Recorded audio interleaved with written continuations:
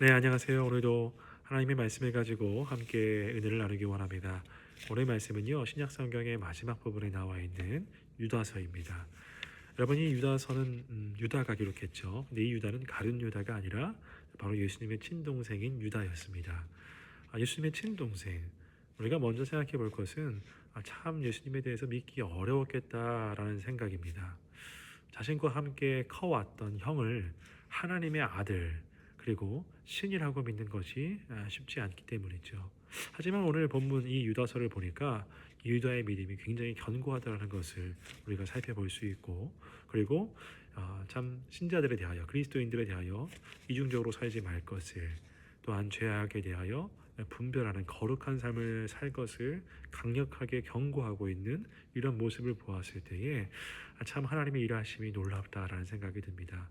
인간의 지혜로 또 인간의 어떤 신뢰로는 이루어질 수 없는, 즉 예수님과 유다 사이의 이 관계가 하나님께서 믿음을 더해 주시고 변화시키심으로 그 친형을 자신의 구주로 고백할 수 있었던 이 유다의 모습을 우리는 먼저 한 번쯤은 생각해 보고 갔으면 참 좋겠습니다.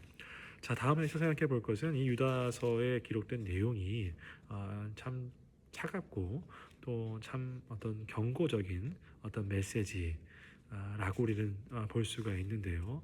특별히 신자들을 향해서 경고하고 있고, 또 신자들의 무리에 어떤 악한 무리들, 특별히 변질된 사람들에 대하여서 주의할 것에 대해서 이야기를 하고 있습니다. 여러분, 때로는 이런 경고성 메시지를 읽는다는 것이 참 어렵습니다. 왜 그러냐면 바로 우리의 모습을 보고 있는 것 같기 때문이죠. 우리가 거룩하고 경건한 모습으로 교회를 다니고 신앙생활을 하고, 또 우리의 말에는 여러 가지 신앙에 적합한 언어들이 많이 나오지만 실제로 우리의 내면은 온전하게 그렇지가 못한 것이 사실입니다. 말씀을 전하는 저도 마찬가지입니다.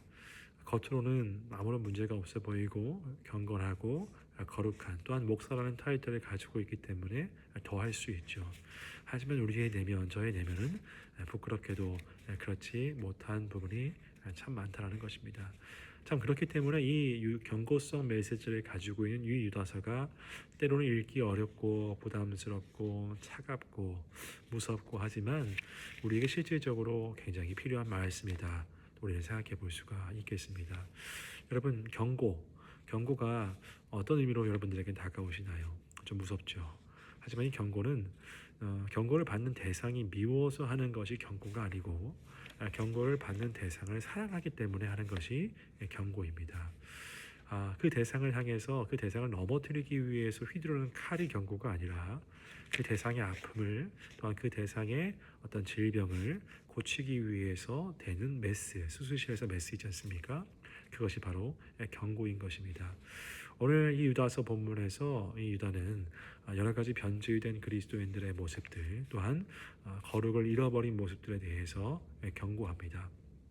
여러분, 한 가지 비유를 통해서 이것을 전했으면 좋겠는데요.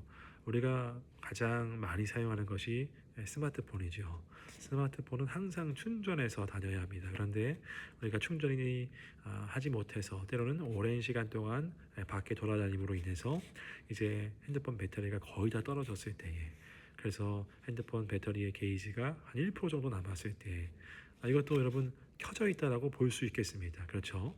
하지만 그 기능은 온전치 못합니다. 켜져 있을지는 모르지만 조금씩 기능을 발휘를 못하죠.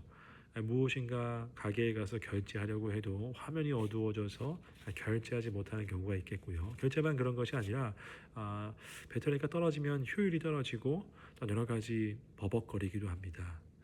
여러분, 이쯤에서 한번 질문해 봤으면 좋겠어요. 스스로에게. 무엇이냐면 여러분은 1%그 배터리가 남아있는 켜져 있는 신앙인지 아니면 살아있는 신앙인지, 켜져 있다라는 점에서 1%와 또한 1%가 아닌 100%, 100%는 못 될지라도 70%, 60%, 50% 다를 것입니다.